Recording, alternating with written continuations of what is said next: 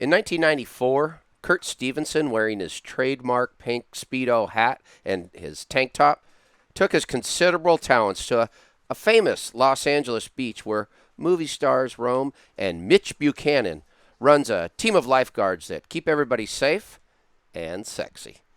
Kurt, teaming up with Tim Sinclair, was no doubt a favorite to win the Malibu Pro Beach Volleyball Championships. The real question was, could he act?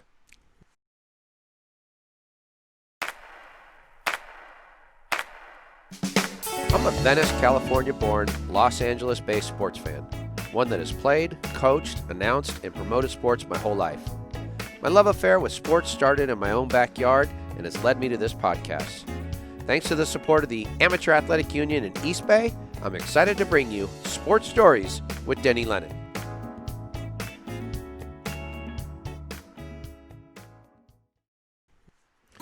Hello, sports historians. Welcome to Audio Video Podcast, episode number 42 of Sports Stories with Denny Lennon, the fourth of our five-part series on the icon of sport that is Karch Kiraly.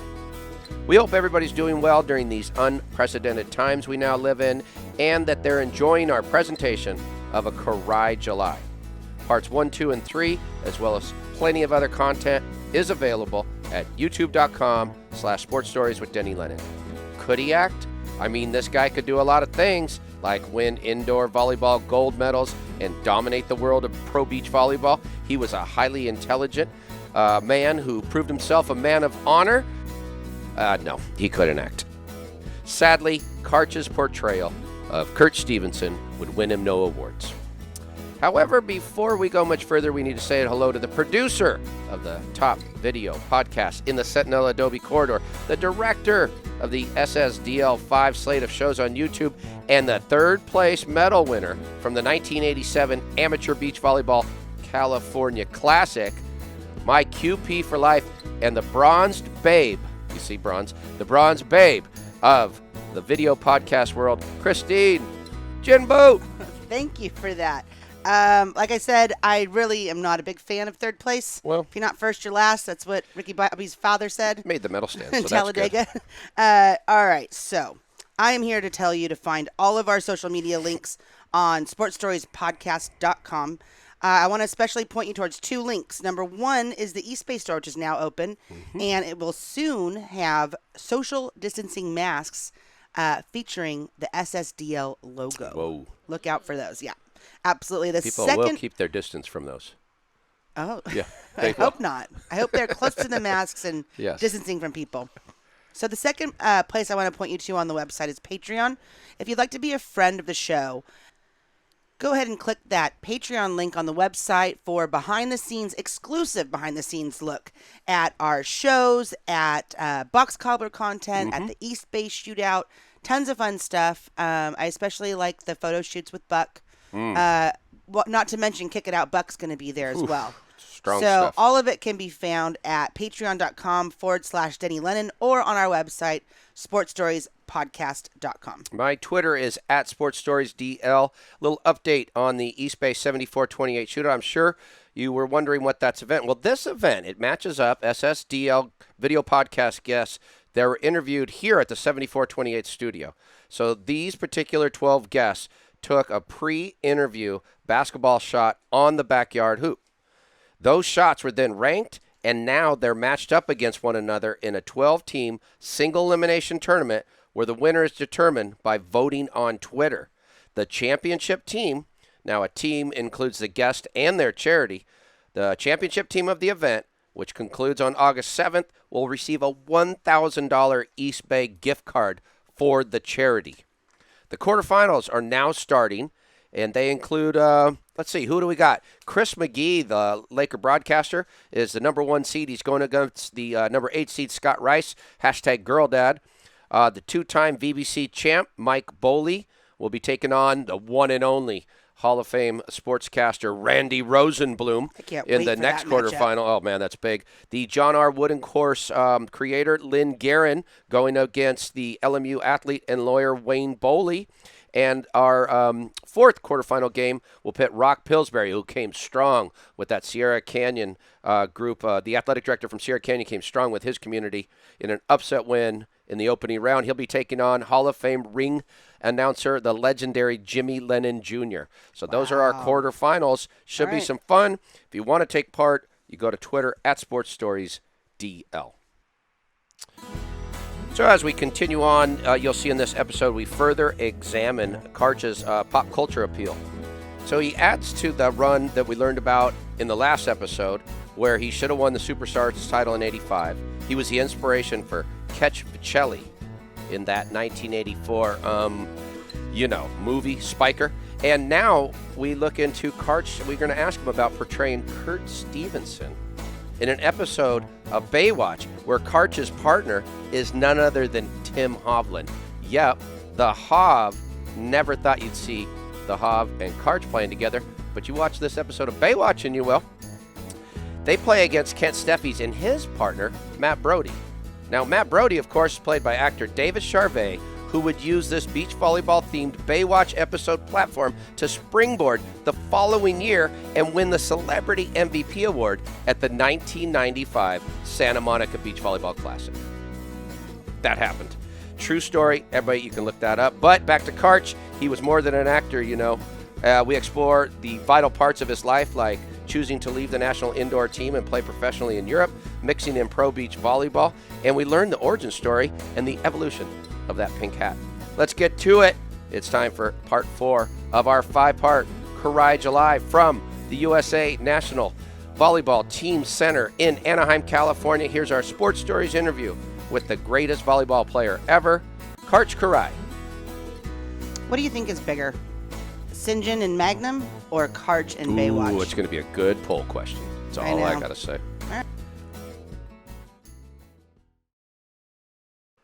Please note this interview was recorded on January 17th, 2020. You win the 86 World Champs, and that springs you into the 88 games, where now everybody's there. Yes, and the 86 World Championships indoors, we finally got to play the Soviet Union, our friends the Russians, in an actual final. For the first time. We had beaten them the year before in the World Cup, but it's a round-robin tournament. And so we played them early and won all the matches. And then won all and you don't have hung on to win. Yeah. But it's nice when you get to a final round. And so we beat the Soviet Union for the first time to win a major tournament. First time ever. Playing for Marv Dunphy. Playing for Marv, and great players like Pat Powers and Dusty and Bob Stiverlick and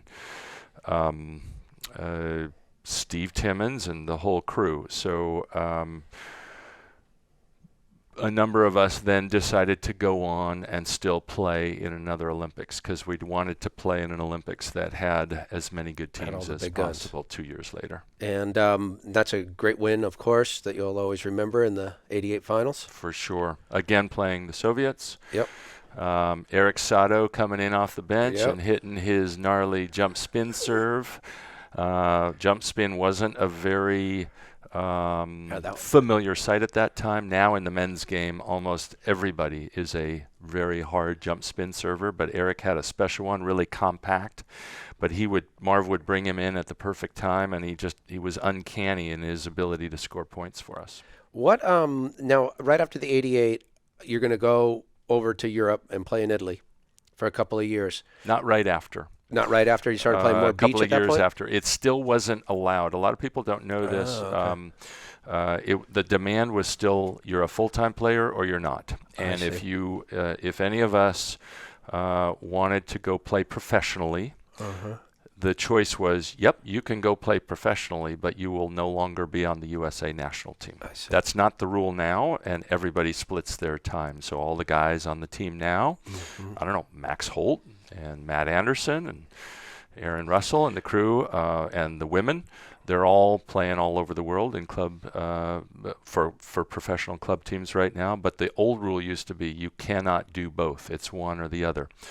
And so some of our great players just couldn't say no anymore to the increasing offers that would come their way. So after we won the 86 World Championships, some of the people who just could not refuse those great offers. Dusty Dvorak, Pat Powers, Steve Salmons decided to go start playing in Italy, understanding that they could not come back to our team, even though 2 years later during the Olympics, they were still at their prime. We just couldn't have them on our team anymore. So we're really lucky to have great players step in for them.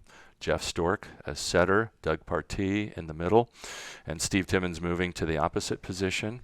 And so we were able to carry on, but we were forced to lose some players who just had to think about their financial future too. Sure. And was that a consideration? And so then the rule changed, sorry to interrupt, in 1990, around the time that I had already retired from the team.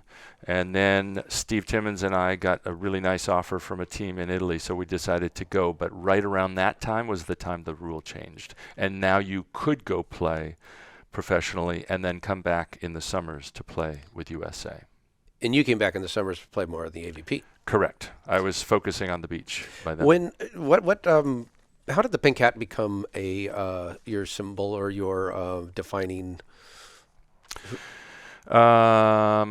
At the time, I think this was around, when would it have been? Maybe 1992, something like that. I had a sunglass sponsor, Ray-Ban, Bausch & Lomb company.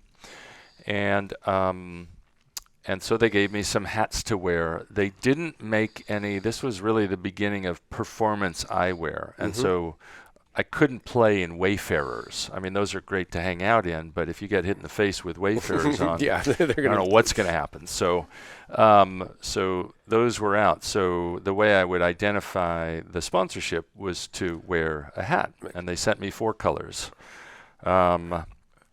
Of course, those were in the days when optic colors were all the rage. So they sent me lime green, optic yellow, black, and like hot pink.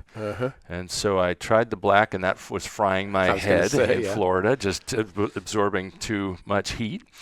Tried the yellow and the lime green, and then just decided, all right, I'm going to try this pink one this weekend. And my partner Ken Steffes and I won that tournament, so I figured, all right, well, I'll go another one. 13 tournaments later, we won 13 in a row. So that then it was total superstition. That explains and then it became tradition.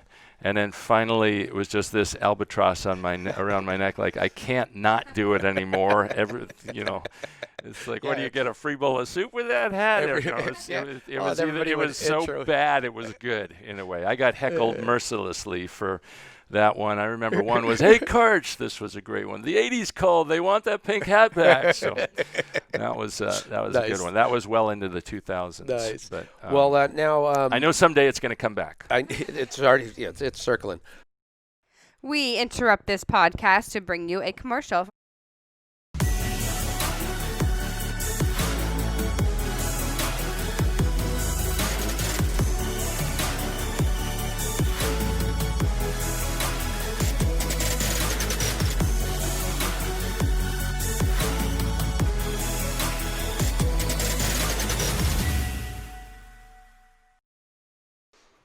Sports Stories with Denny Lennon aims to bring its subscribers interesting, unique, and uplifting stories. You can find us at sportstoriespodcast.com. We drop audio and video podcasts every Thursday and go live on YouTube Wednesday, Thursday, and Friday. Many guests have shared their stories with host Denny Lennon, such as Super Bowl and BCS champions Brendan Ion Badejo, Peter Boulware, and Trevor Lawrence, 3-time Olympic gold medalist Karch Kiraly, Kentucky Derby winner Doug O'Neill, NCAA champions Toby Bailey and St. John Smith, Hall of Famers Jimmy Lennon Jr., Rudy Tomjanovich, world champions Boom Boom Mancini and Tim Leary, AAU Sullivan Award winners Catherine Plummer, Sabrina Ionescu, and Spencer Lee. We've also had best-selling authors Wesley King and Wayne Coffey, and our Sports Stories favorite, Norm Bass, the first African-American to play 2 professional sports post-World War II. Become a friend of the show on Patreon, and you can help keep the dream alive. Go to patreon.com/Denny Lennon or go to our website to see all of our social media links. If you have an interesting, unique, or uplifting story to tell, contact us on sportsstoriespodcast.com. And now back to our interview. There's a guy who played in the Malibu Open goes by Kurt Stevenson. Mm-hmm. Remember this guy? I do vaguely remember Kurt. I'm tricking you here. It is an episode of Baywatch. yes, buddy. I wanted to see if I could catch you off guard. It was classic because we were talking about it a couple of years ago, and one of the great members of our USA women's coaching staff or women's national team staff, our performance analyst, technical coordinator, Jeff Liu, was like, really, Karch, you were on one of those? Like 3 minutes later, he's a master at searching and dug it right up on the internet, so we played it for the team, and they were just cracking it up at my horrendous acting skills. And Hovland just played himself. Lines, and Hov was Hov. He's just played himself. It was hilarious. And that David Charvet can play a little bit. He did. He's good. And he could, At that time, he helped make some very legit volleyball scenes. He was good. He would play in a lot of like pro-ams. That was the one we did in Santa Monica. In Santa Monica. He played in that one. He crushed on everybody. He was really good. Yeah, like Tom Selleck, who was our honorary team captain, a very legitimate volleyball player. Magnum's my guy. Yeah. Which is the only thing, St. John's got on you. He was in an episode of Magnum PI.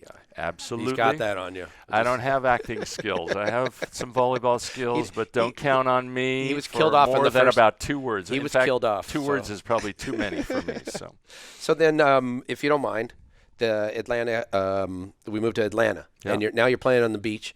And did you have to qualify via the World Tour at this time, or was it because the entry was a host country? There were 2 routes to qualify for the first ever beach volleyball Olympics. One was to play on the international tour, which is now the only route.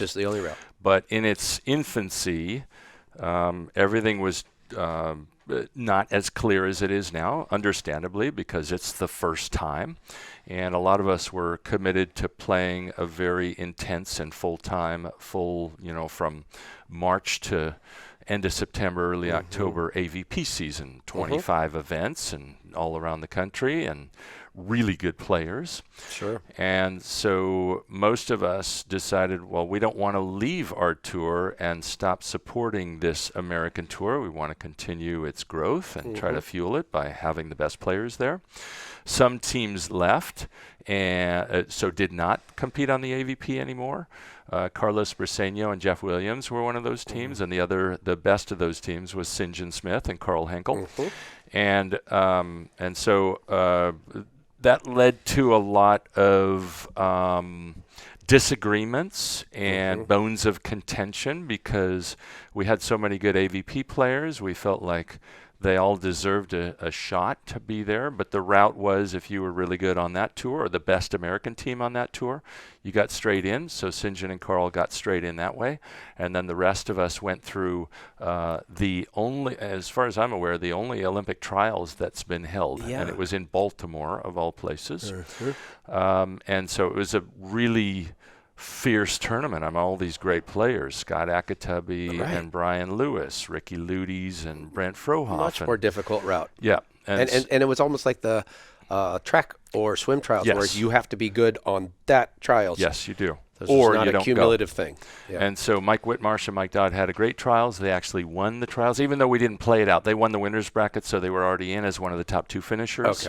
Didn't play the finals of the tournament because they were already in the finals of the tournament.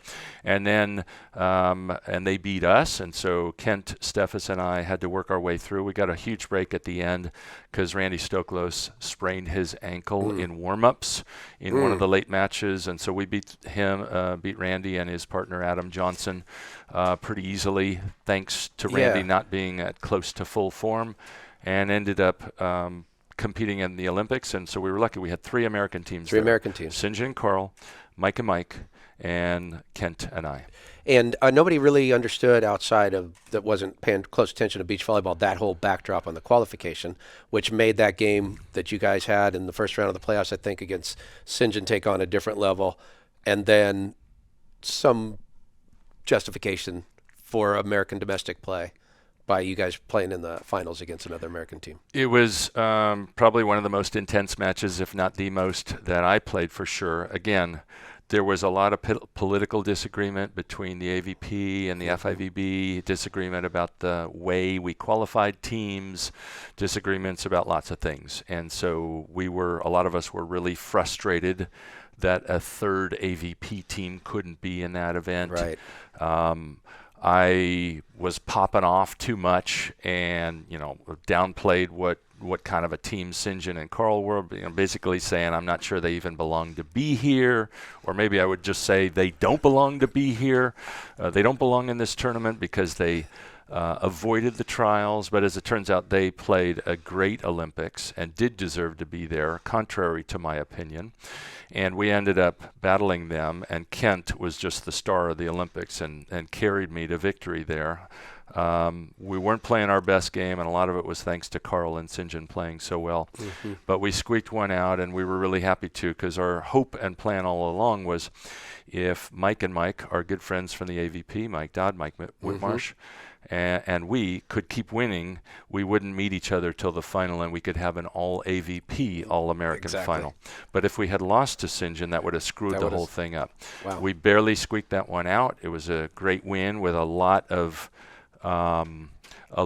layers of stories underneath it. There really was. And people still call it one of the classic beach volleyball matches of all time. I think you can find it on YouTube. But then we ended up playing Mike and Mike in the final, and it was fantastic. We didn't even really want to have a winner. We just were so happy to play each other and show the world that at that time, the Americans are the best in beach volleyball. Did it hit you prior to or after that suddenly now you're the guy who won 2 indoors and a beach gold? Did that whole conversation come through your head at all? Prior to that, did you see where that would be a unique historical type of thing? I wasn't thinking about it at the time. I think as time goes on, it's probably going to be a little more difficult to win a gold in each discipline. And soon there's a lot of work to try to add snow to that. So now can somebody win snow, beach, indoor? But I think the ultimate would be, and of course this is going to happen, or I hope it happens someday, to blow all the records away, is I would love to see somebody, male or female, be so good that they're both on their indoor team and beach and win gold at the same Olympics. To work out the schedule just like they do for swimmers, how Michael Phelps, they figure out how to set the race the schedule so that they can contend for more. I'll put Catherine Plummer up for that, but I bet the Who Olympic knows, women's coach might not want to have their player playing. Maybe not me, but if somebody's good enough, think of Misty May. Sure, she could completely dominant indoors, willed her team to an undefeated season and an NCAA championship in 1998. Didn't spend much time indoors, enjoyed the beach a lot more. And her 3 golds, also playing in Sydney and falling short of a medal there. But somebody like Misty May, maybe a setter, something like that, I could see potentially somebody like that. Yeah. Somebody so good and so valuable to her team, indoors and beach, that I could see a coach being open to that. Sports Stories with Denny Lennon is supported by the AAU. Find a local event and join at aausports.org. And remember, you can catch your favorite amateur sports live stream, replays, and highlights at ballertv.com.